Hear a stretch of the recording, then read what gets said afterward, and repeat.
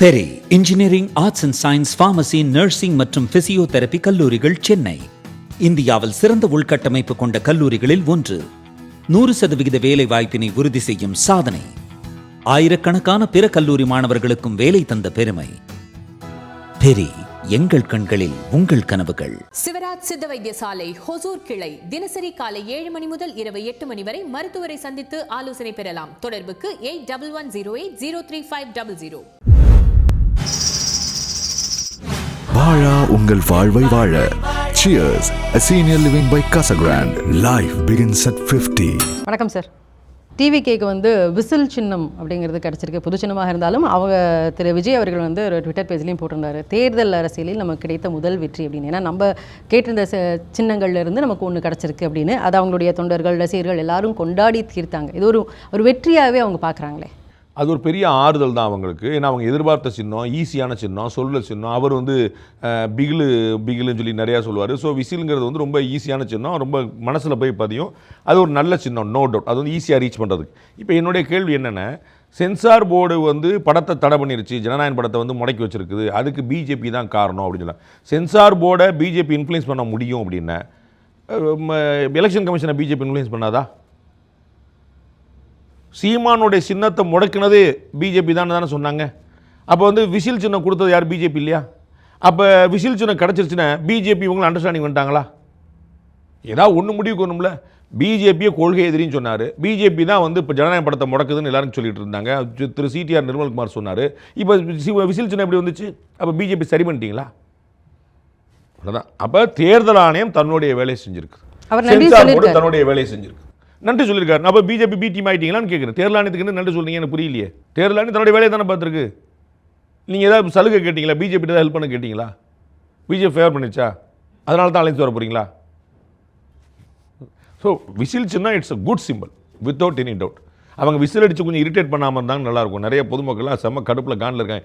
Whistle அடிச்சுட்டே போட்டு கடுப்பில் டென்ஷனில் எதிர்ப்பாங்க. ஏன்னா நீ அதில் சின்ன விசில் அடிச்சான் குஞ்சுகள்ங்கிறது அவங்க மேலே உள்ள விமர்சனமே. சரிங்களா? இவங்க விசில் அடிச்சா நல்ல சிம்பிள் திரும்ப சொல்லிடுறேன்.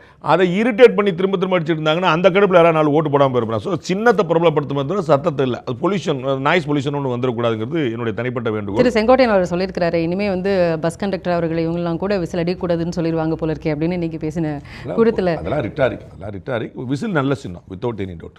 இப்போ அவங்களுடைய சின்னத்தை இவ்வளோ சீக்கிரமாக போய் பொதுமக்கள் கிட்ட ரீச் பண்ணியிருக்காங்க. பொதுவாக இந்த சின்னம் அப்படிங்கிறதும் ஓட்டு கிடைக்கிறதுக்கான விஷயங்களும் ஒரு அட்வான்டேஜ் அமையும்ல, அந்த ஒரு அட்வான்டேஜ் இப்போ டிவிகேக்கு இருக்கு இல்லையா? சின்னத்தின் மூலமாக அவருக்கு கூடுதலாக ஓட்டு கிடைக்காது, இருக்கிற ஓட்டு தக்க வைக்கும்.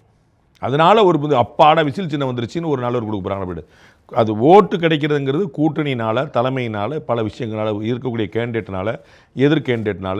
உங்களுக்கு நான் ஓட்டு போடணுங்கிற அவசியம் இல்லை.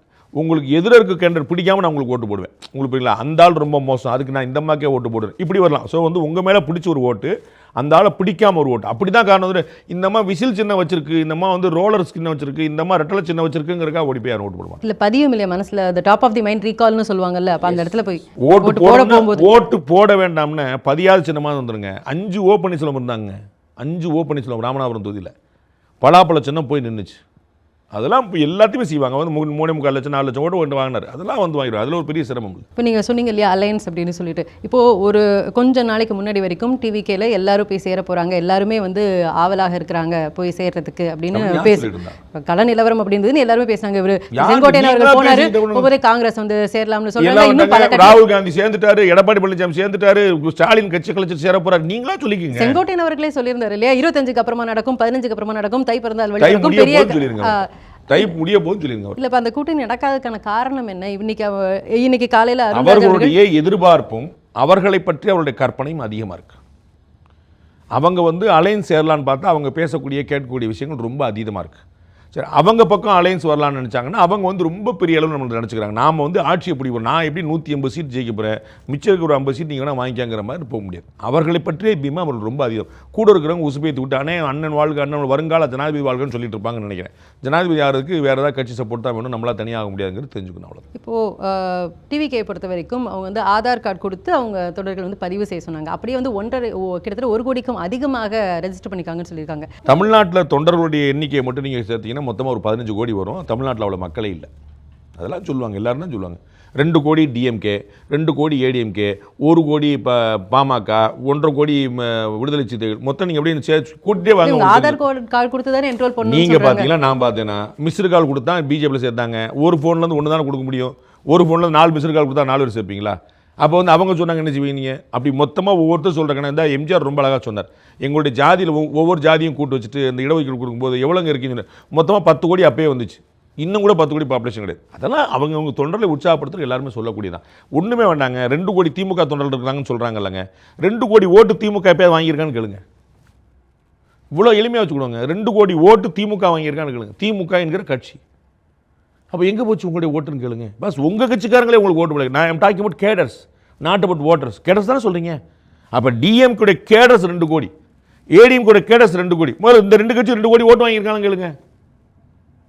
ஐயோ, அவங்க ஏதோ தொண்டரை உற்சாகப்படுத்த சொல்கிறாங்க, நீங்கள் ஏன் கொலைப்பட்டு இருக்கீங்க? ஹாப்பியாக இருங்க. தேர்தலுக்கு ரொம்ப நாள் நெருங்கிட்டே இருக்குது. இன்னொரு 40-50 நாள் அப்படிங்கக்கூடிய காலகட்டத்தில் இன்றைக்கி கூட்டணி வந்து டிசைட் பண்ணணுன்னு திமுகவோ அதிமுகவோ அந்த ஒரு பரபரப்பில் இருக்கும்போது டிவிகே அவங்களுக்கு ஒரு ஜனநாயகன் படம் வெளியே வரல.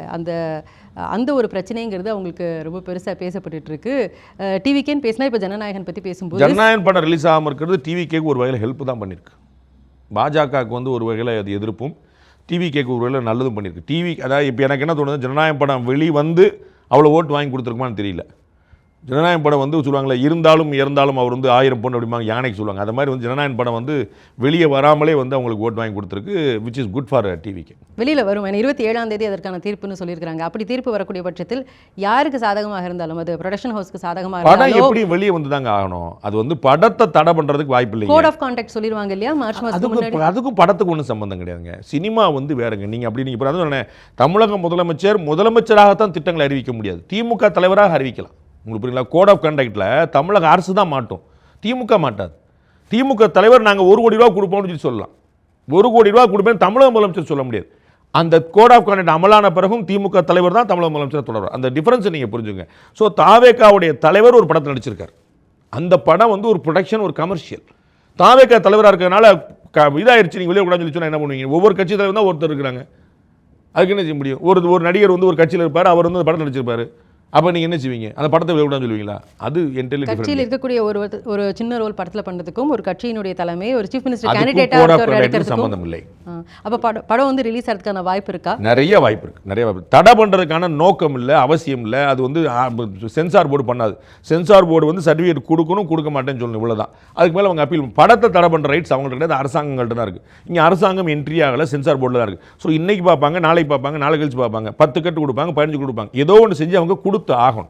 கொடுக்க மாட்டேன்னு சொல்கிறதுக்கு அவங்க ஒன்றும் உரிமை கிடையாது. நாங்கள் படத்தை தடை பண்ணிட்டாங்கன்னு சொல்லி சொல்ல முடியாது. அவர்களுக்கான நேரத்தில் அவங்க கொடுத்தாகணும். அது வந்து அதனால் வந்து அது வந்து தான் ஆகணும்னு நினைக்கிறேன். இல்லை, இழுத்தடிக்கிறதுக்கான வாய்ப்பு இருக்கா? ஏன்னா மேல் அப்பீலுக்கு போகிறதுக்கு இப்போ ஒருவேளை ப்ரொடக்ஷன் சைடுக்கு அது யூஏ சர்டிஃபிகேட் கொடுத்துட்டாங்க, ரிலீஸ் பண்ணலாம்னு சொல்லும்போது சென்சார் போர்ட்லேருந்து மறுபடியும் அப்பீலுக்கு போகிறதுக்கான வாய்ப்பு இருக்கா? அப்படி பண்ணுவாங்களா? இழுத்தடிக்கிறதுக்கான வாய்ப்பு போகிறதுக்கான வாய்ப்பு இருக்குது. நீங்கள் ஹைகோர்ட்டில் ஒரு ஆர்டர் ஆச்சுன்னா சுப்ரீம் கோர்ட் போவாங்கல்ல. அவங்க அக்ரெசிவாக இருக்கிறப்ப தான் சுப்ரீம் கோர்ட் போவாங்க, போல தான் தெரியும். அப்போ விஜய் அவர்கள் வந்து டிவிகேன்னு சொல்லும்போது இந்த மாதிரி இப்போ மெயினாக பேசப்படுறது இப்போ தான் விசில். அதுக்கு முன்னாடி வரைக்கும் ஜனநாயகன் பற்றி தான் இது வருமா வரும். இப்போ 27ஆம் தேதி திரும்ப கோர்ட்டுக்கு வருதுங்கும் போது அந்த பற்றின பேச்சே வந்து பொது வழியில் வரும்பொழுது, அப்போ ஒரு சீரியஸ் அரசியல் கட்சினா அந்த கூட்டணி அந்த விவகாரங்களை பற்றி தானே பேசணும். அப்போது இன்னும் எந்த இடத்துல லேக் ஆகுது? இவ்வளோ பெரிய ஒரு மாஸ் வச்சிருக்கக்கூடிய விஜய் அவர்கள் அதை ஓட்டாக கன்வெர்ட் ஆகிறதுக்கான இன்னும் என்னென்ன முயற்சிகள் அவர் தவற விடுறாரு நீங்கள் நினைக்கிறீங்க? படத்துக்கும் ஓட்டுக்கும் சம்பந்தம் கிடையாதுங்க. நீங்கள் அப்படி கன்ஃபியூஸ் பண்ணிக்காதீங்க. நான் உங்களுக்கு என்ன சொன்னேன், ஜனநாயகன் படம் வராமல் லேட் ஆகிறது வந்து அவருக்கு ஓட்டை தான் உறுதிப்படுத்துது.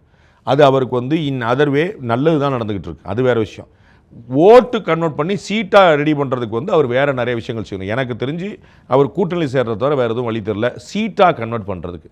அல்லது வலுவான கூட்டணி அமைக்கணும். இப்போ காங்கிரஸ் இருக்குது, விடுதலை சிறுத்தைகள் வந்துருச்சு, ஓபிஎஸ் இணைஞ்சிட்டாரு, தேமுதிக இணைஞ்சிருச்சு. இந்த மாதிரி வந்துச்சு வச்சுக்கோங்க, வலுவான அலையன்ஸாக இருக்கும். அப்போ மும்முனை போட்டி சரியாக திமுக கூட்டணி உடஞ்சிருச்சு, அப்போ வலுவான மும்முனை போட்டி இருக்கும். அப்போ யாருனாலும் ஜெயிக்கலாம். நான் அப்போ இந்த ஸ்டேட்மெண்ட்டை சொல்ல மாட்டேன். நான் உங்களுக்கு பலமுறை சொல்லியிருக்கேன், இவருக்கு வந்து ஒரு அலையன்ஸ் வந்துச்சுன்னா பேச முடியும். அலையன்ஸ் இல்லாமல் தனியாக இருக்காருங்க தான் பிரச்சனை. அப்போ எவ்வளோ 20 வாங்குவார், 25 வாங்குவார், 45 வாங்கிடுவாரா ஆட்சியை பிடிக்கிறதுக்கு? அப்போ அதை நம்ம புரிஞ்சுக்கணும். அப்போ ஆட்சி அமைக்கிறது இல்லைன்னு சொல்லணும். அப்போ அவர் ஆட்சி அமைக்கணுங்கிற ஆசை இருந்தால் either he has to form his own alliance or he has to join some alliance. ரெண்டுமே பண்ணாமல் ஆட்சினா அது இல்லைன்னு சொல்ல வர. திரு அருண்ராஜ் அவர்கள் வந்து இன்னைக்கு மக்களோடு தான் நாங்கள் கூட்டணி அமைச்சிருக்கோம் அப்படின்னு சொல்லியிருக்காரு. மக்களோட எதுக்குங்க கூட்டணி அமைக்கிற இவ்வளோ நாள் ஆச்சு? நீங்கள் டே 1 அமைச்சிருக்கலாம்ல.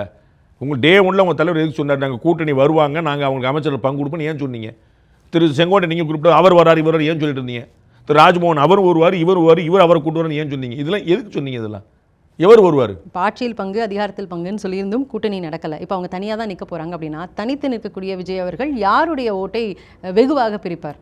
ஏடிஎம்கே ஓட்ட அலைன்ஸோடைய ஓட்டை கொஞ்சமும் டிஎம்கே அலைன்ஸோட ஓட்டை நிறையவும் பிரிப்பார். செயல் வீரர் கூட்டம், டிவிகே அவர்களோட செயல் வீரர் கூட்டம் நடக்க போகுது. அப்போ அதில் முக்கியமான முடிவுகள்லாம் எதிர்பார்க்கலாம். விஜய் அவர்கள் பேசுவாருன்னு சொல்கிறாங்க. என்ன மாதிரியான விஷயங்களை எதிர்பார்க்கலாம் அவர்கிட்ட இருந்து? விஜய்கிட்ட எதையும் எதிர்பார்க்க முடியாது. அவர் மொத்தமாக 3 நிமிஷம் பேசுவார்.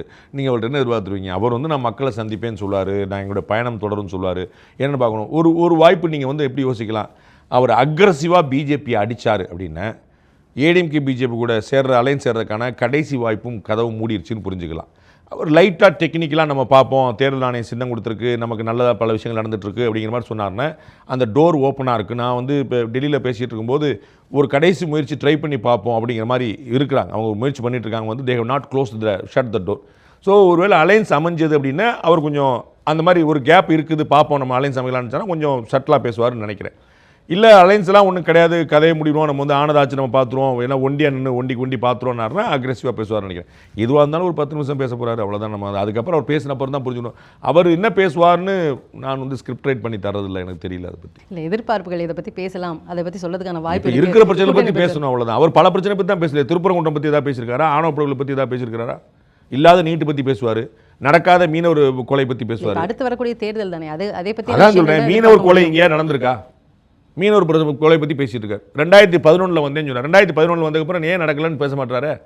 நீட்டு பிரச்சனை பற்றி பேசுகிறேன். நீட் ஏதாவது பண்ண முடியுமா? சுப்ரீம் கோர்ட் ஆர்டருக்கு அப்புறம் வந்திருக்குன்னு தெரியாதா? தமிழக மாணவர்கள் பியூட்டிஃபுல்லாக ஷைன் பண்ணுறாங்கன்னு தெரியாதா? அதை ஏதோ செய்யணும்னு சொல்லிட்டு இருக்காரு. அவர் கல்வியை பொதுப்பட்டியலில் கொண்டு வரணும்னு சொல்லிட்டு இருக்காரு. கல்வியை பொதுப்பட்டியலுக்கு கொண்டு போய் மாநில பட்டியலிருந்து மாற்றினதே காங்கிரஸ் கட்சி. அந்த கட்சியோட கூட்டணி எப்படின்னு சொல்லிட்டு இருக்காரு. மீனவர் பிரச்சனை கச்சத்தீவை கொடுத்தது எந்த கட்சி? அந்த கட்சியோட கூட்டணி வைக்கின்றார். நீட்டுக்கு கொண்டு வந்தது நீட் எந்த ஆட்சியில் அமலுக்கு வந்துச்சு? அந்த கட்சியோட கூட்டணி வைக்கின்றார்.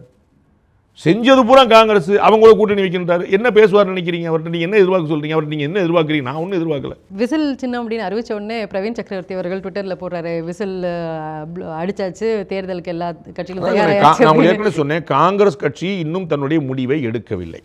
காங்கிரஸினுடைய முடிவாக பார்க்கணுமா அல்லது பிரவீன் சக்கரவர்த்தி அவர் சேர போறாரா தனியாக அவைக்கால? இப்படி ஒரு வாய்ப்பு நான் எதிர்பார்க்கல. அவர் திரு ராகுல் காந்தியோட நல்ல நண்பராக இருக்கிறாரு. அவர் அவங்களுடைய அனலிசிஸ் ஸ்ட்ராட்டஜிஸ்டாக இருக்கிறாரு. அதனால் அவர் அப்படி போவார்னு நினைக்கல. மாணிக் தாக்கூர் கூட்டணியில் சீட்டு கேட்குறாருன்னா அவர் காங்கிரஸுக்கு விரோதமாக செயல்படுறாரு நீங்கள் நினைப்பீங்களா? காங்கிரஸ் கட்சிக்காக தானே கேட்பாங்க. அப்போ பிரவீன் சக்கரவர்த்தி போயிட்டாருன்னா இவர் முதலமைச்சர் ஆயிடுவாரா?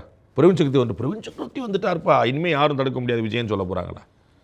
அவர் வந்தாருன்னா ஒரு ஓட்டு எக்ஸ்ட்ரா, அவ்வளோதான். இப்போ திரு செங்கோட்டையன் அவர்களை பற்றி பேசும்போது, அதாவது தேவர் ஜெயந்தியில் நீங்கள் சொன்ன மாதிரி டிடிவி அவர்களோட அவர் இருந்தது, அது இபிஎஸ் அவர்கள் என்ன சொன்னாங்க அப்படின்னாக்கா துரோகிகளோடு இணைந்தார் அப்படின்றது தான் பெரிய கோபமாகவே இருந்தது. ஆனால் இன்றைக்கி இந்த டிடிவி தினகரனை அவங்க உள்ளே சேர்த்துக்கிட்டாங்க. இப்போ இந்த காலகட்டத்தில் ஒருவேளை திரு செங்கோட்டையன் அவர்கள் தாவேகாவோட சேராமல் இருந்தால் அவர் கூட்டணிக்குள்ளே மறுபடியும் வந்திருப்பாரா? அதுக்கான வாய்ப்புகள் இருந்திருக்குமா? இன்னமும் கூட போகலாம். அவருக்கான கோவம் திரு இபிஎஸோடது அது ரொம்ப சாதாரணமாக டீல் பண்ணியிருக்கக்கூடியது. அவர் ரொம்ப எக்ஸாகரேட் பண்ணி ரொம்ப பெருசாக அதை யோசிச்சாங்க. அதை ஈஸியாக டீல் பண்ணிக்கலாம். இன்றைக்கி திரு டிடிவி தினகரன் அதை மெச்சூராக டீல் பண்ண மாதிரி அதை டீல் பண்ணியிருக்கலாம். அது அதனால் அவருக்கு தான் இழப்புன்னு நான் நினைக்கிறேன். அவர் பொலிட்டிக்கல் கேரியரில் ஒரு பெரிய சேலஞ்சுன்னு நான் நினைக்கிறேன்.